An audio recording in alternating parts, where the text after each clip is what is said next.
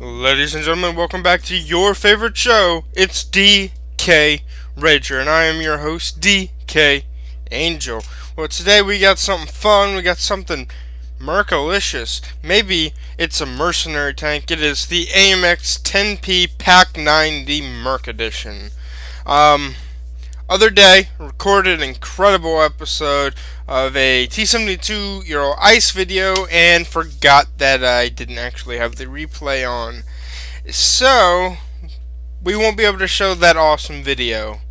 But, in exchange, we do have this awesome video where we sort of discuss the variance and the ability that the PAC 90 has over, say, the LAV 300 or the Zalo S.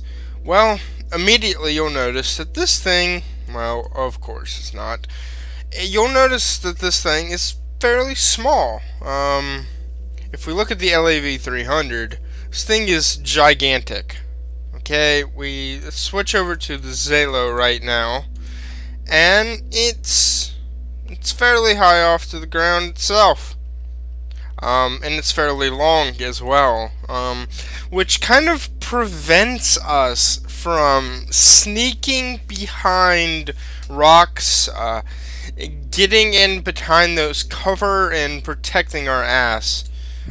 Plus, it's got a fairly small turret, as you can tell. I wish it would let me turn. I don't know why. This is like the third time it's done that. But I do have some nifty retrofits that do make this machine even better. Chrome barrel lining Mark III, 4.95% for damage increase. Minimum accuracy largest circle, 15%.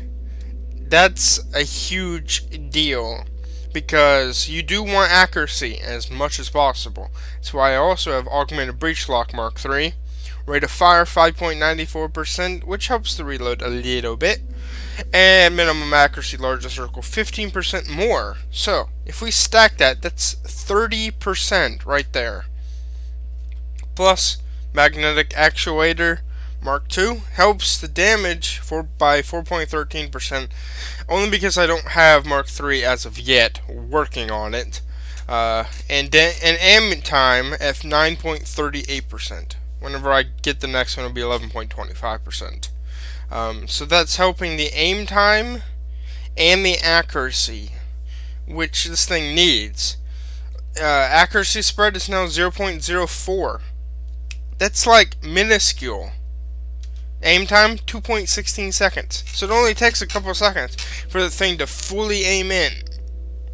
Damage per minute, 4,385 with a reload time of 4.51 seconds.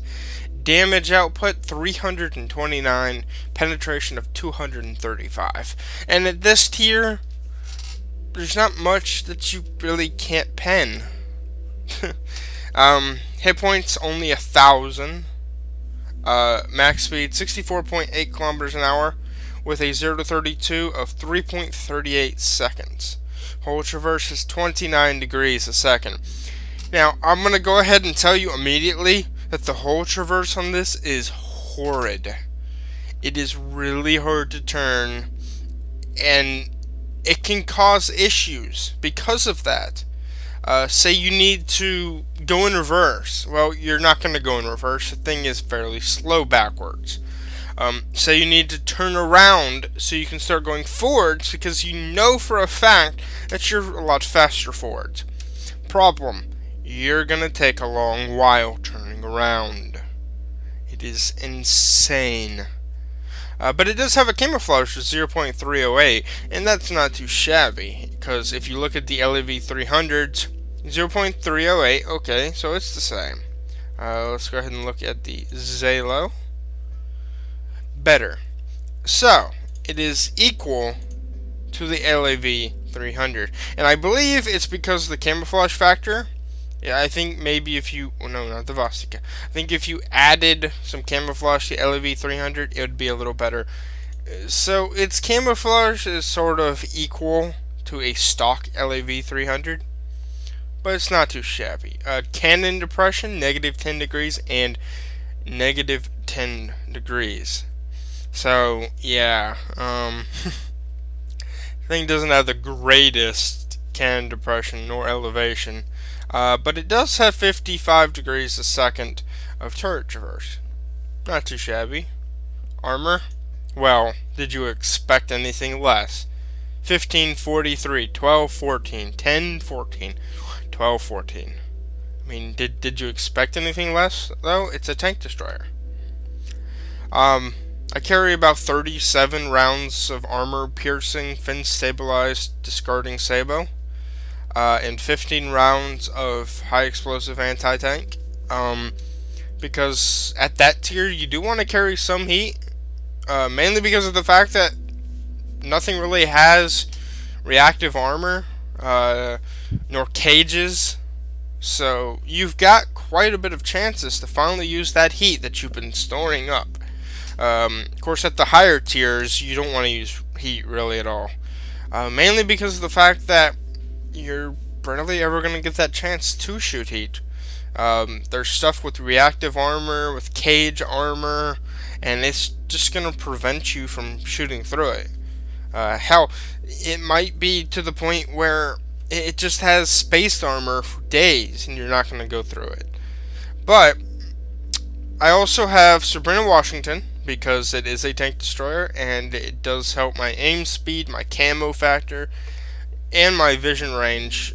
3 things that this thing needs. Driver, I have accuracy while moving improved by 20%, because I do like to play aggressive. And, of course, whole traverse speed improved by 10%. Needed immediately. Put it on. I do have for my gunner and loader, because it is a combination, it doesn't have a separate loader. Peak accuracy when the accuracy circle is smallest improved by 20%, and minimum accuracy when the accuracy circle is the largest improved by 20%.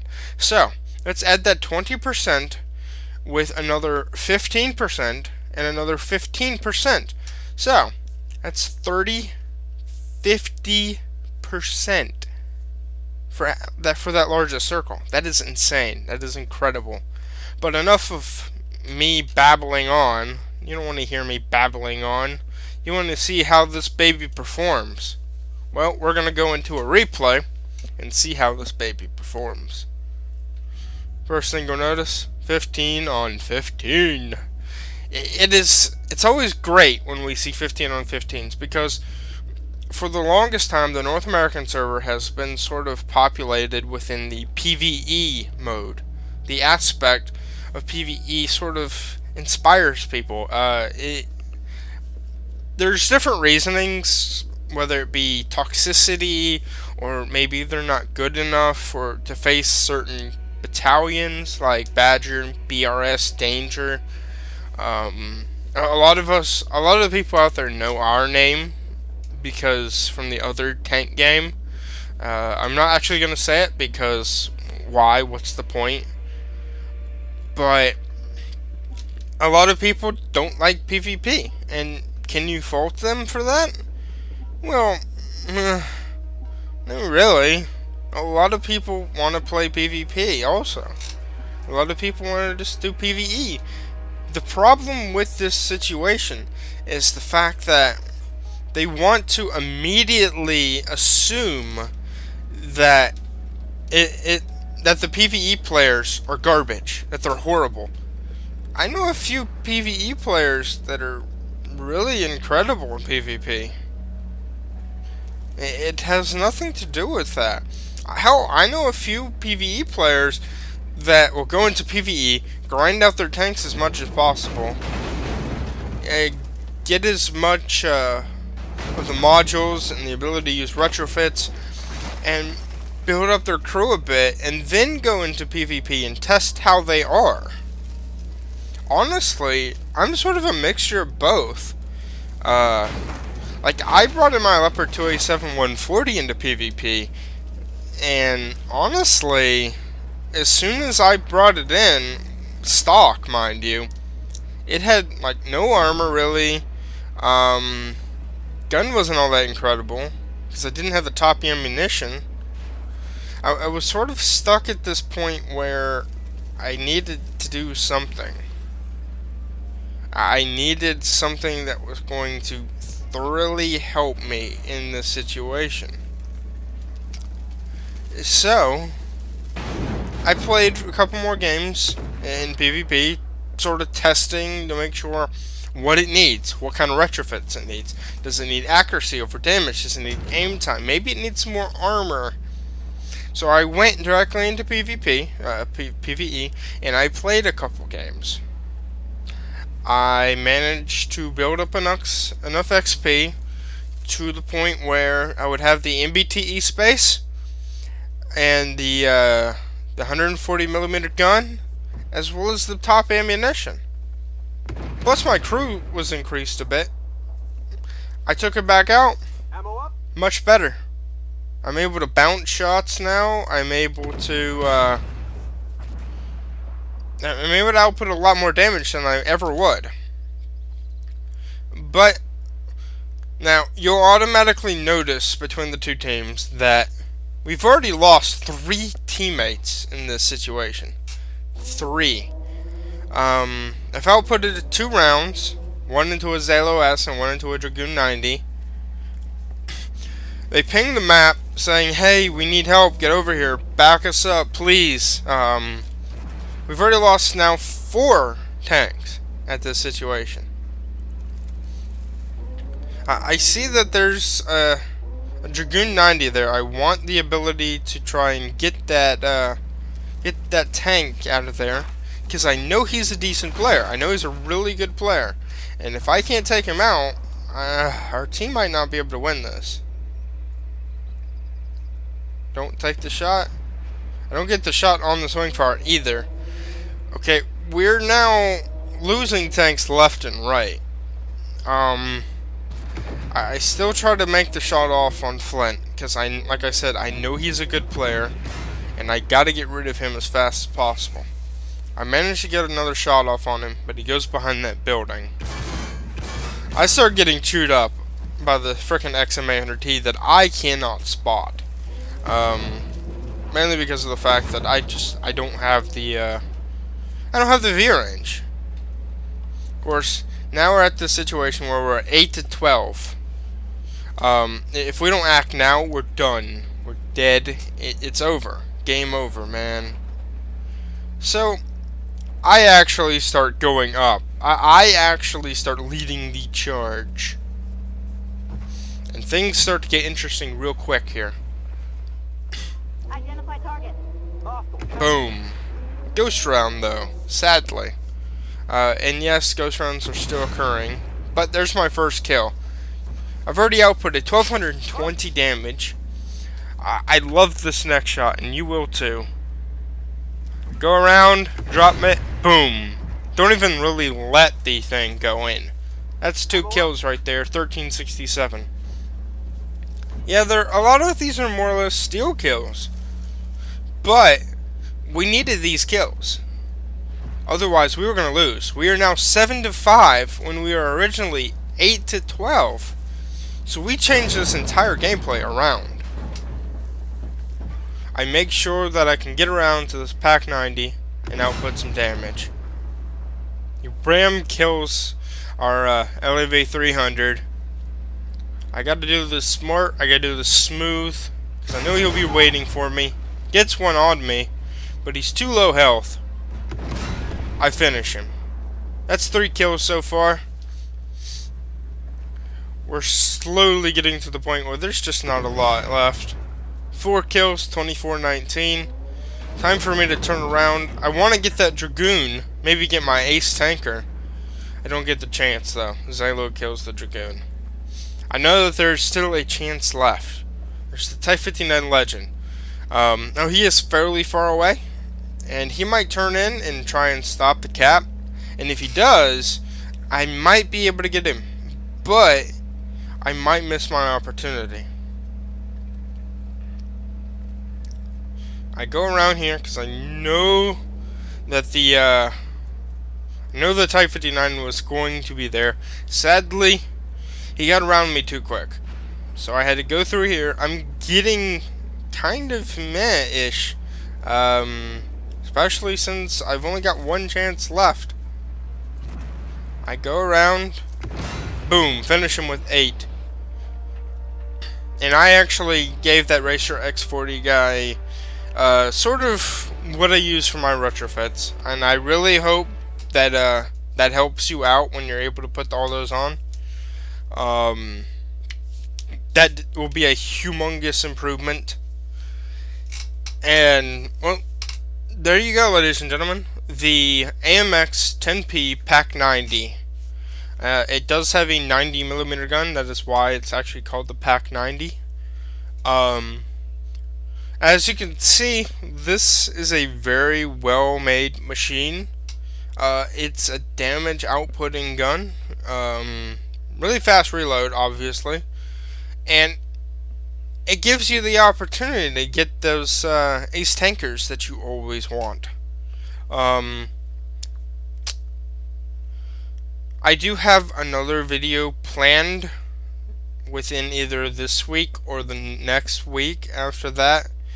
And it's going to not be really a WTF moment episode, nor a review video. I do have, it's sort of like a video that shows off something that probably should have never happened. And that will either come out this week or next week, and it'll be more or less a loop type video where we're showing off a moment that really and truthfully shouldn't have happened. Oh, but now we can actually turn the damn thing. But let's look above this thing real quick before we call it.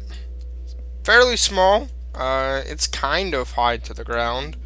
Very small turret, which gives the ability to actually make it harder for people to hit your turret. Of course, because of how big the booty is, it's a humongous shot. It's fairly flat everywhere, so but what do you expect though? Like I stated, it's basically like a beer can. All tank destroyers pretty much are though. But there you have it, ladies and gentlemen. If you enjoyed the show, let me know in the comment section below. Hit that like button. Show how much you appreciated this video. And if you want to stay tuned for all of our future content, whether it be my tank reviews, whether it be the WTF moments, or maybe whatever else we have in the future, go ahead and hit that subscribe button. Share to your friends. Let them know. Hell, maybe you're trying to get some friends of yours to actually start playing the game, and you need a really good video to say, hey, watch this video, man. This shows off one of the greatest tanks in the game. This shows off that you too can get 5 kills and get that ace tanker. You too can prevent AMX-10Ps from not getting ace tankers. But every single Monday, Wednesday, maybe a couple more days throughout the week, more videos to come. Amongst that, I also have another WTF moment planned for this Wednesday, as well as another one. I really wish we could just scroll down. It'd be so much easier. This will be episode 4 in the complete series, whereas the one all the way down here will be number 3. And it's a fairly interesting episode that involves myself and Tevix going up against Rock Solid Aim and Gus. And things get really interesting real quick. And that will be up this week on Wednesday. Like I said though, thank you for joining us, and we will see you guys next time. Peace out, Ragers.